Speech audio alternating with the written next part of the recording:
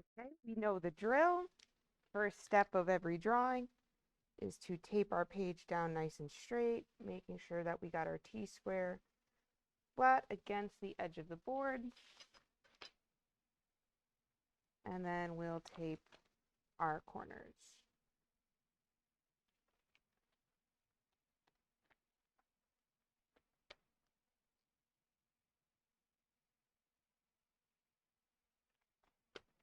And then our next step would be to lay out our title block, 1/4 inch on each side, with that 1/2 inch up from the edge of the border for the title block.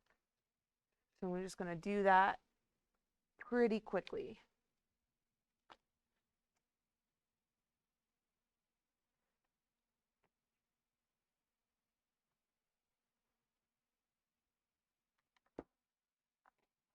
Move that out of the way.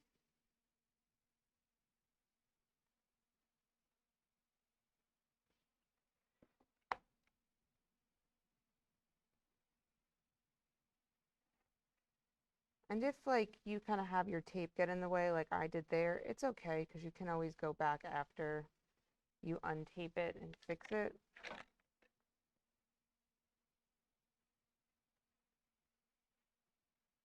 But as I mentioned in a previous video, I'm not overly concerned necessarily with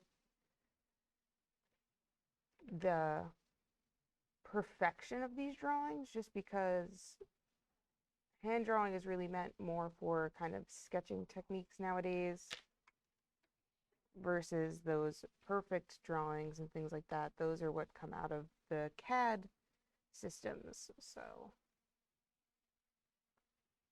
really more focused on an understanding of the concepts here than perfect drawings. Plus, perfection is just an opinion. Okay, so I've got my title block and everything set up. Next, I'd move on to starting out my block. So again, I'm just going to pick a place in towards the bottom left corner to start my front drawing. And I'll just lay out a guideline over and a guideline up. And just create kind of an overall bounding box of that front shape. So that front shape has an overall length, or the front face rather, has an overall length of 6 and an overall height of 2. And I could just go through and kind of mark out some of the other measurements, but for this one I'll do it in a little bit more of that traditional way where I'll lay pieces out and then cut parts out. It's called the subtractive method. So now that I have that full front face, I can start to kind of mark out where this little notch here is. And so it's 2 inches in. So I'll just make a little mark at 2 and 1 inch down. And I'll measure 1 inch down, make a mark, lay a line in, and use my triangle to lay a line up. And now I've got my front face almost done, but not quite. I'm going to erase this line and show you why it might not be a good idea to erase it. So I've got that front face. It shows me where that notch is. But now I need something to show me that there's this kind of jut out piece here that comes out a little bit further depth-wise than this back face. And so to do that, I'm going to measure over 1 inch and draw a line down. And so now I have my front face for this block complete, and I'll get ready to start my top view.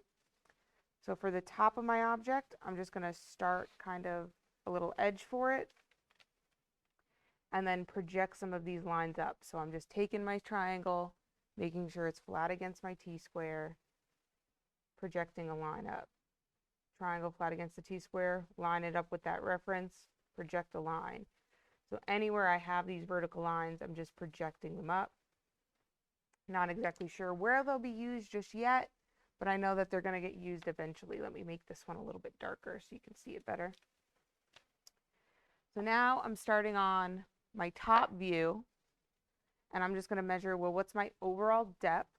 And I have an overall depth from very front to very back of 3 inches. So I'll measure 3, make a mark,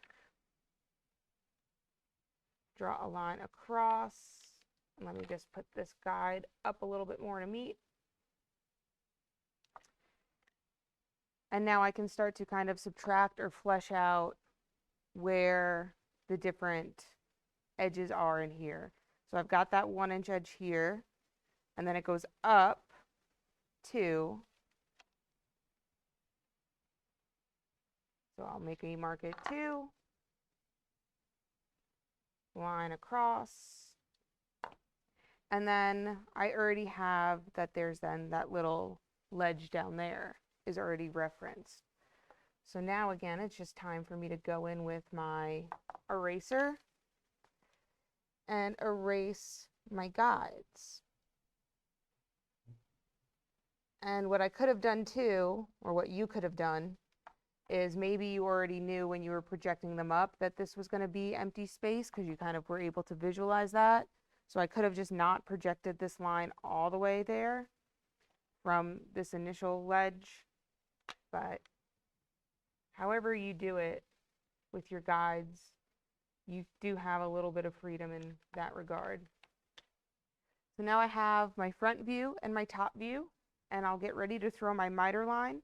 The reason why I maybe didn't want to get rid of these guides here is because right up here in the middle of kind of empty space on my block, that's where my miter line should get thrown from.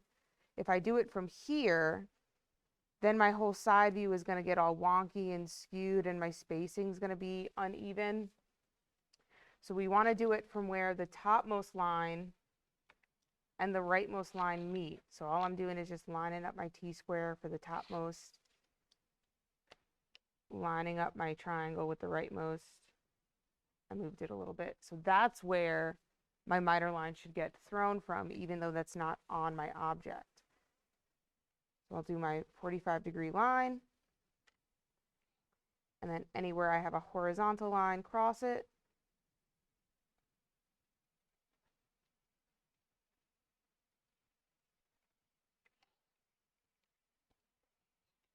And then project those right down. So I'm just lining up where it would be, line down, lining up where it meets, guide down. Oops. Lining up where it meets, guide down. And again, I just don't draw those all the way because it would just become a lot on the drawing and maybe make it a little harder to see or view. And I'll take this guide and I'll just bring it all the way across the view. Take this guide, bring it all the way across. And I was able to transfer all of the measurements and keep even spacing with the miter line technique.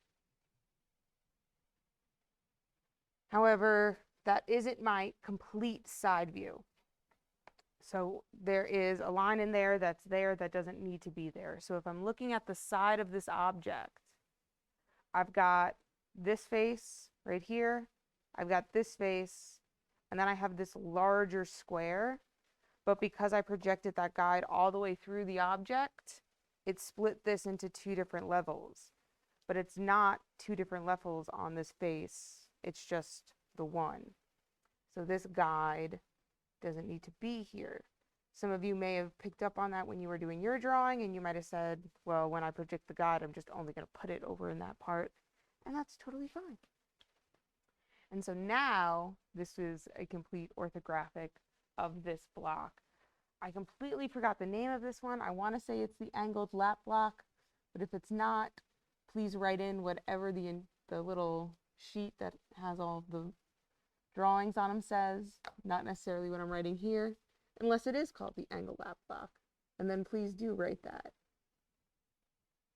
So again, we want to make sure that we're lettering, which is all caps and neat.